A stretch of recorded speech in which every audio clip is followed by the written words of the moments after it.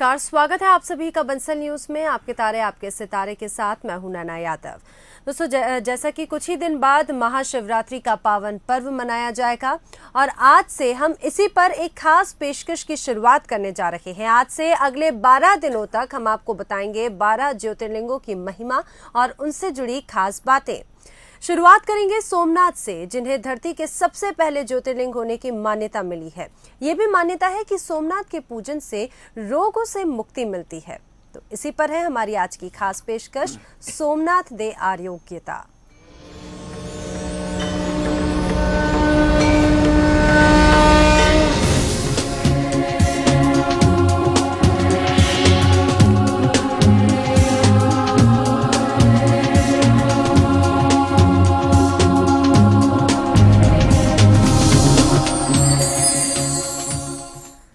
दोस्तों, माना जाता है कि 12 ज्योतिर्लिंगों के दर्शन से भोले बाबा का आशीर्वाद मिलता है। हर ज्योतिर्लिंग की अपनी विशेषता और अलग महिमा है। जैसा कि हमने आपको बताया कि सोमनाथ के दर्शन से रोगों से मुक्ति मिलती है और इस बारे में और ज्यादा जानकारी देने के लिए हमारे साथ स्टूडियो में मौजूद हैं ज्योतिष मार्तंड पंडित राजेश दुबे जी। पंडित जी, बहुत स्वागत है कार्यक्रम में आपका। जय शिवाय, जय शिवम। बिल्कुल, हम कार्यक्रम की शुरुआत करने से पहले अपने दर्शकों को बताना चाहेंगे कि हम आपको सोमनाथ के दर्शन किस तरह से होते हैं या फिर उनकी क्या महिमा है, ये तो हम आपको कार्यक्रम में बताएंगे ही। साथ ही साथ अगर आप अपनी समस्याओं के समाधान जानना चाहते हैं तो आप भी हमें कॉल कर सकते हैं। लगातार टीवी स्क्रीन पर जो नंबर्स बताए जा रहे हैं उन नंबर्स पर आप हमें कॉल करें। अपने जन्म की तारीख, जन्म का समय और जन्म का स्थान आप हमें बताएं। एक बार फिर से आपको बता दें, अगर आप अपनी समस्या का समाधान जानना चाहते हैं तो ये 3 चीजें आपको पता होनी जरूरी है: अपने जन्म की तारीख, जन्म का समय और स्थान। उसके बाद में आप हमें कॉल करें और पंडित जी से अपनी समस्या का समाधान आप जानें। पंडित जी, कार्यक्रम की शुरुआत करते हैं। जैसा आज हम ज्योतिर्लिंगों के बारे में बात करने जा रहे हैं और सबसे पहली बात होती है सोमनाथ जी के दर्शन की। सबसे पहले हम इनके स्वरूप के बारे में आपसे जानना चाहेंगे। सोमनाथ दे आरोग्यता। सबसे पहला शब्द तो ज्योतिर्लिंग। भगवान श्री स्वयंभू शिव, पिनाकधारी, डमरू वादक भगवान श्री शिव जो हैं, इनके जो स्वरूप है उसके स्वरूप का वर्णन संपूर्ण संसार में है। वेद शास्त्रों में कहा गया है कि यदि किसी गांव में शिवालय न हो, मठ न हो, नदी तालाब न हो तो वह स्थान जो है निवास के योग्य नहीं माना जाता है। भगवान श्री शिव के अनेकों अवतार है। कहा जाता कण कण में भगवान श्री शिव हैं और समस्त क्षेत्र ही शिवाधीन है, चाहे शक्ति हो अथवा ब्रह्मांड हो, चाहे पाताल हो। 14 भुवनों के देव महादेव, जिन्हें शिव के नाम से जाना जाता है।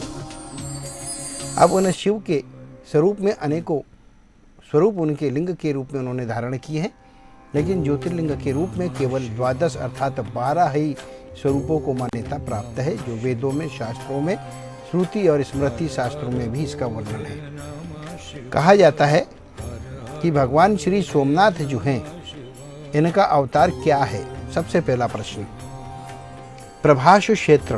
प्र अर्थात प्रथम और भास जिसका हमें आभास होता हो वह प्रथम क्षेत्र कहलाता है। प्रभास क्षेत्र सौराष्ट्र। और उस सौराष्ट्र में भगवान श्री शिव का क्षेत्र जो समुद्र के तीरे हो, जो वनों से घिरा हुआ हो, उस स्थान पर भगवान श्री शिव स्वयंभू प्रकट हुए। और स्वयंभू प्रकट भी कैसे हुए? कहा जाता है कि सतयुग में ब्रह्मा के अंगूठे से दक्ष प्रजापति की उत्पत्ति हुई और दक्ष प्रजापति अर्थात जो दक्ष थे, उनकी पत्नी वीरनी से उनका विवाह हुआ और वीरनी से उन्हें 60 कन्याओं की प्राप्ति हुई। उन 60 कन्याओं की प्राप्ति में 27 कन्याओं का शुभ विवाह दक्ष ने 9 ग्रहों के देवता चंद्रमा से की। चंद्रमा की 27 पत्नियां, जो आज ज्योतिष शास्त्र का संबंध है कि इसका कितना सुंदर ज्योतिष का वर्णन भी है इसके साथ में, कि 27 नक्षत्रों की गणना जो होती है, जो 27 नक्षत्र है उनके जो नामकरण किए गए, जो उनकी संज्ञा है, वह चंद्रमा की स्त्रियां हैं। इसलिए चंद्रमा को मन का कारक माना जाता है और चंद्रमा को स्त्री का कारक भी माना जाता है, क्योंकि वो स्त्री तत्व से समस्त फल साधन देने वाले होते हैं। 27 नक्षत्र, 27 स्त्रियां, लेकिन उसमें भगवान श्री चंद्रमा को सबसे अत्यधिक जो प्रिय थी वह रोहिणी थी। बहुत प्रेम करते थे रोहिणी से, और उसकी वजह से वो बाकी अन्य 26 अपनी अर्धांगनियों का जो है वो तिरस्कार कर देते थे, कई बार उनका त्याग कर देते थे।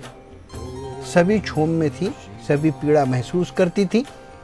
दाम्पत्य सुख की कमी और पति के सम्मान के भाव की कमी की वजह से वो परेशान हुआ करती थी।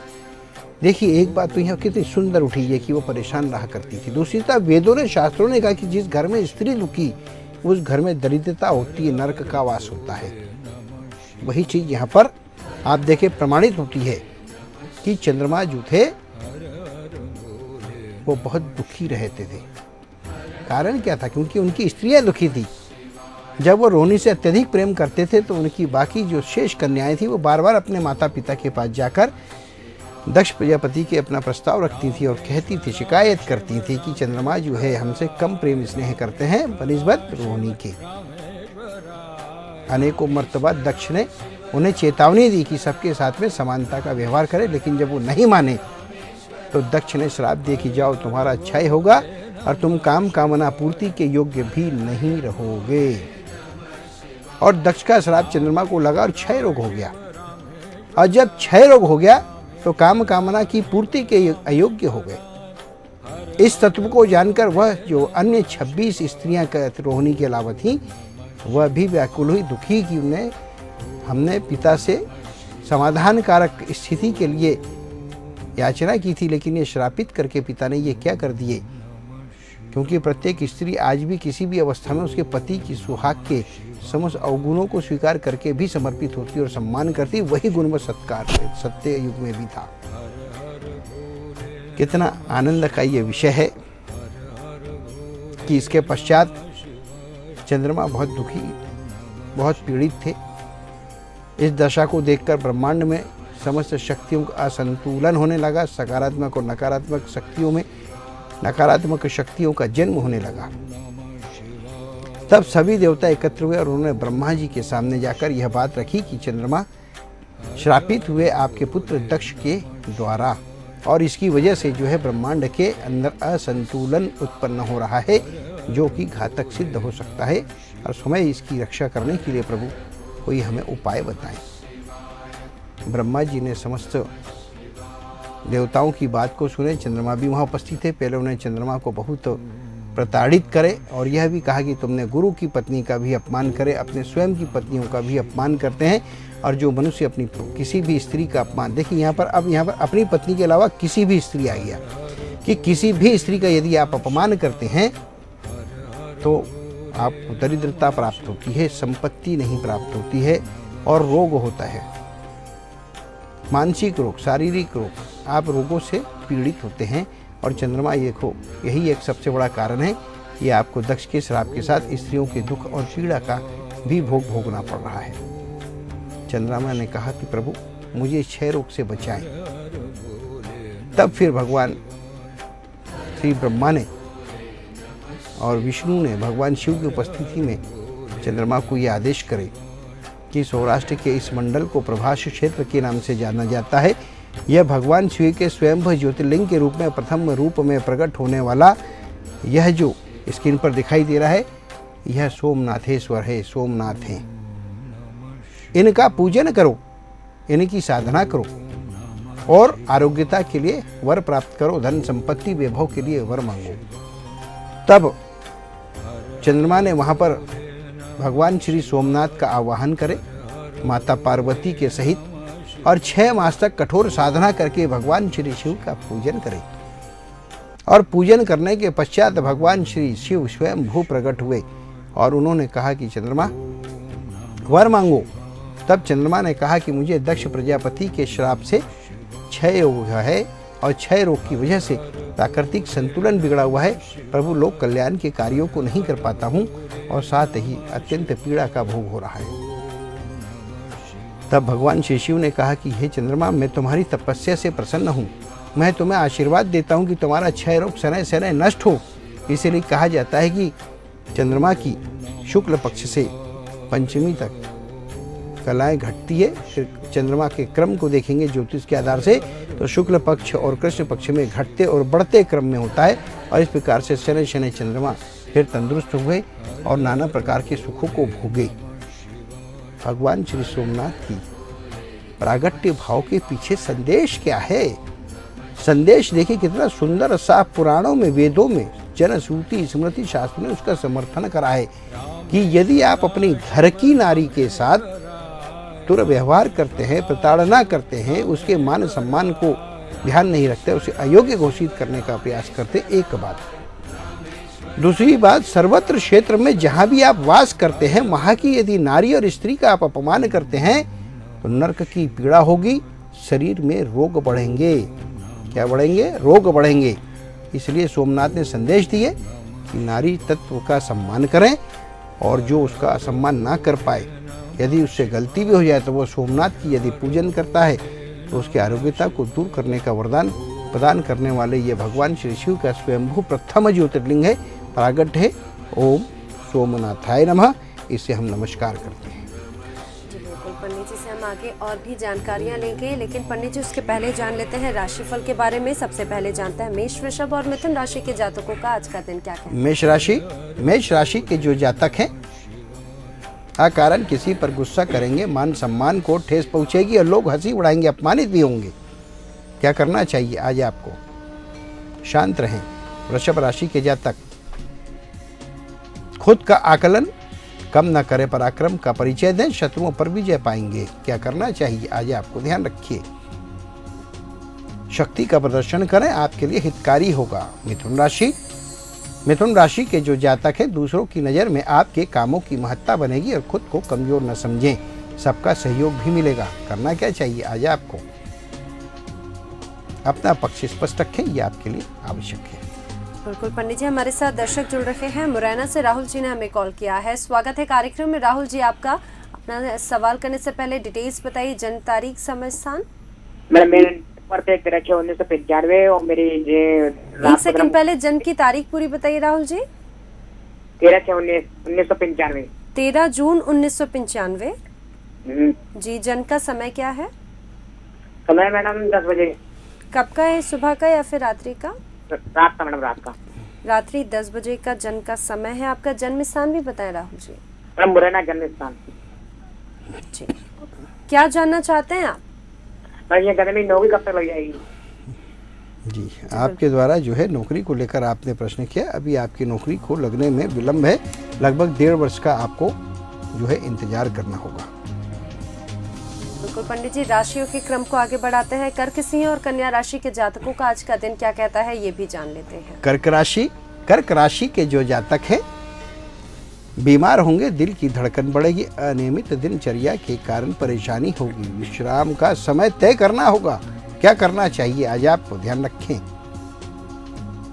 साहस को बनाए रखें। सिंह राशि के जातक, आपके कृत्यों की चर्चा चारों ओर रहेगी और आपको गलतफहमी बनी रहेगी कि आपकी योजना गुप्त है। करना क्या चाहिए आज आपको? ध्यान रखें, गोपनीयता को बनाए रखें, यह आपके लिए हितकारी होगा। कन्या राशि के जातक, हर समय सजगता से काम करने में रुचि होगी, बागवानी और उद्यान के कार्यों के प्रति लगाव भी पैदा होगा। क्या करना चाहिए आज आपको? पौधारोपण से पहले स्थान चयन करें। जी पंडित जी, हमारे साथ दर्शक ग्वालियर से जुड़ रहे हैं। शिवकांत जी ने हमें कॉल किया है। स्वागत है कार्यक्रम में शिवकांत जी आपका। अपनी डिटेल्स बताइए, जन्म तारीख, समय, स्थान। 29 सितंबर 1993। हाँ जी। टाइम है 12:55, बुधवार, इटावा डिस्ट्रिक्ट में जन्म जी, हुआ है। आपका जन्म का समय 12:55। ये कब का समय है? जी रात का है, दिन का। जी, और जन्म स्थान क्या बताया है आपने? जन्म स्थान इटावा। जी, क्या जानना चाहते हैं शिवकांत जी? सवाल कीजिए। दिन में। जी, सवाल कीजिए अपना। सवाल है, हमारा लड़का है अजय, तो मतलब उसकी पढ़ाई के बारे में जानकारी करनी है हमें, कैसा क्या रहेगा। अभी BCA कर रहा है कंप्यूटर से, भविष्य कैसा रहेगा, शादी विवाह कैसी रहेगी उसकी। जी, आपके द्वारा आपके बच्चे के शिक्षा और भविष्य के संदर्भ में आपने जानकारी चाहिए। वर्तमान समय में शनि की महादशा उनकी प्रचलित है और उसमें शनि के साथ में मंगल की महादशा है। दुर्घटना के इस वर्ष योग बनते हुए दिखाई देते हैं। सावधानी रखने की आवश्यकता है। शिक्षा के क्षेत्र में सफलता मिलेगी और शुभ विवाह में अभी समय है। दाम्पत्य जीवन सुखी होगा। जी बिल्कुल पंडित जी, जैसा कि आज हम प्रथम ज्योतिर्लिंग के बारे में बात कर रहे हैं। प्रथम ज्योतिर्लिंग सोमनाथ जी के स्वरूप के बारे में आपने बताया और ये भी बताया कि आरोग्यता प्रदान करते हैं। किस तरह से आरोग्यता प्रदान की जाती है, किस तरह से रोगों से मुक्ति मिलती है दर्शन करने से? भगवान श्री सोमनाथ जो सौराष्ट्र मंडल में स्थापित है, देखिए सौराष्ट्र मंडल जो है वो समुद्र के किनारे है और समुद्र जो है स्वयं गंभीर है। कहा जाता है कि मनुष्य के शरीर की जो ओज शक्ति है, जिसे ओरा कहा जाता है, वह नमक के स्नान करने से पुनः स्थापित होता है यदि वह असंतुलित हो तो।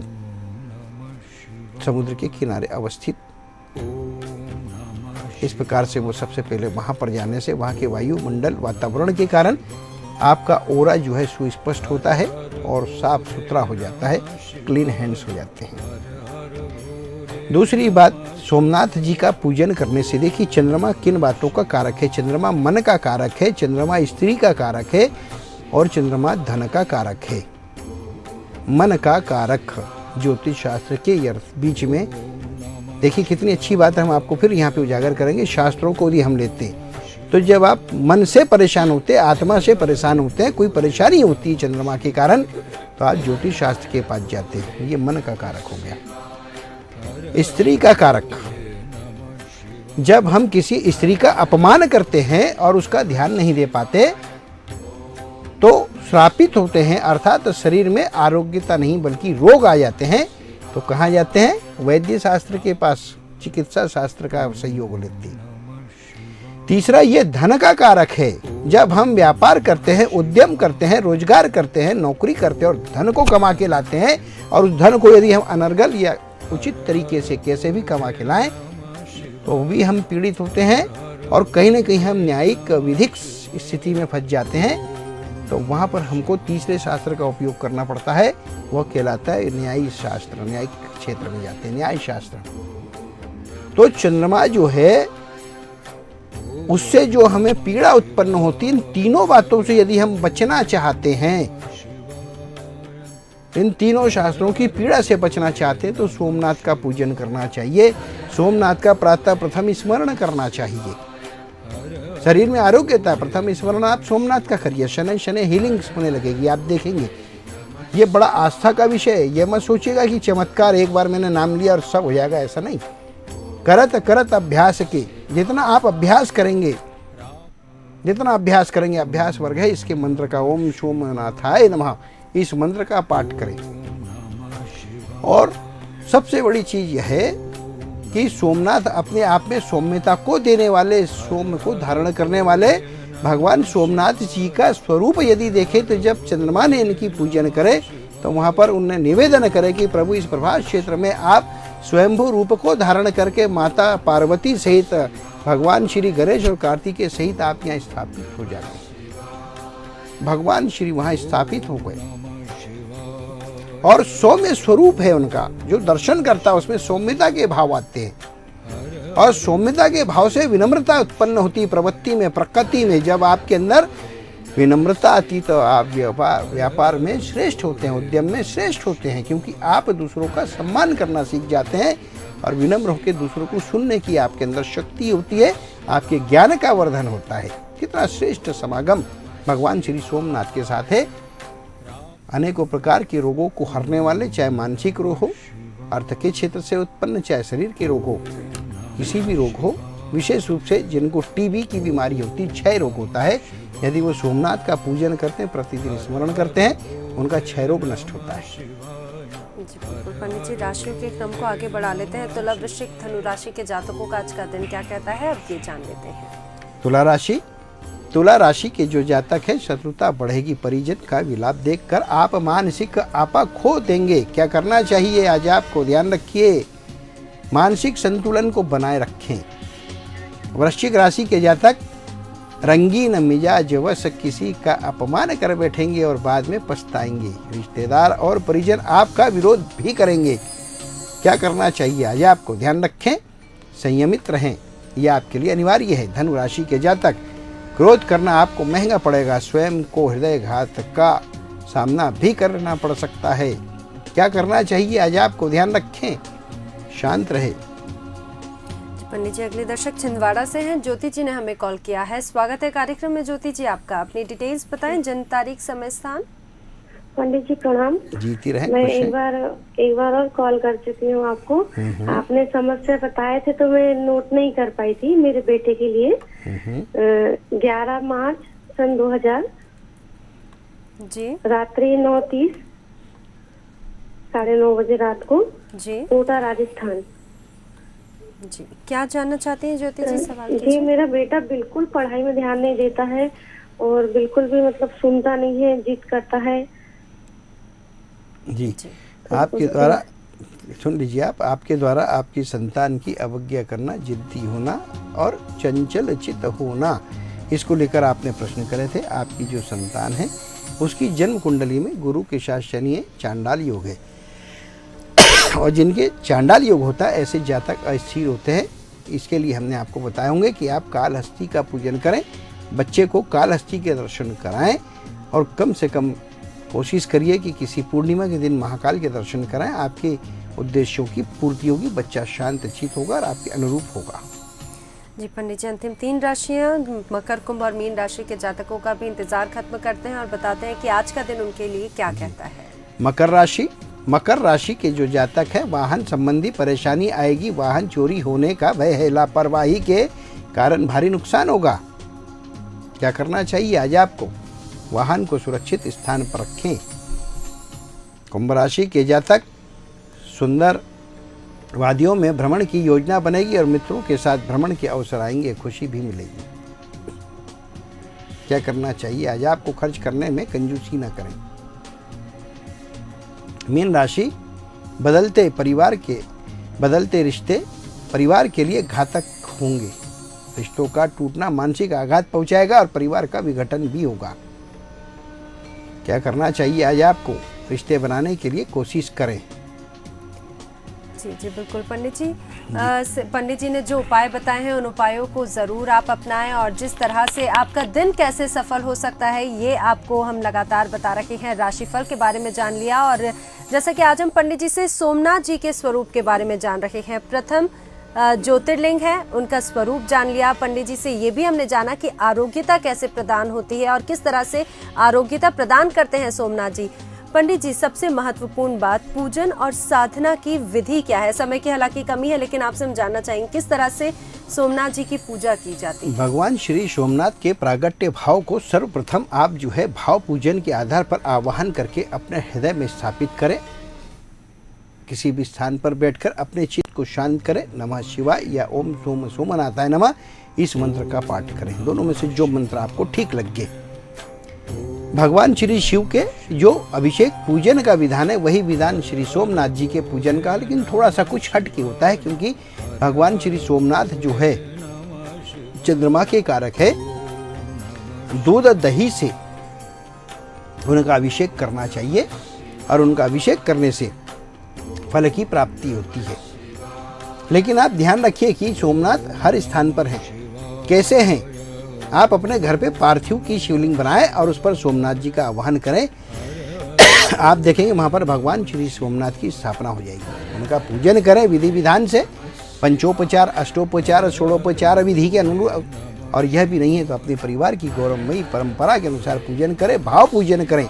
कहा जाता है शिव के दर्शन करने मात्र से समस्त पाप और अपराध नष्ट हो जाते हैं। केवल उनको स्मरण करने से उनके सारे पाप नष्ट होते हैं।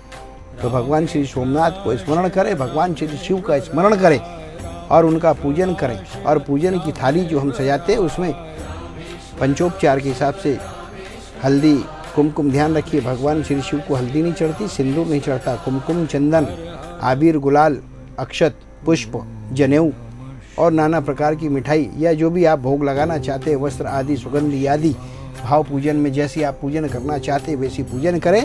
भगवान श्री शिव प्रसन्न होते हैं।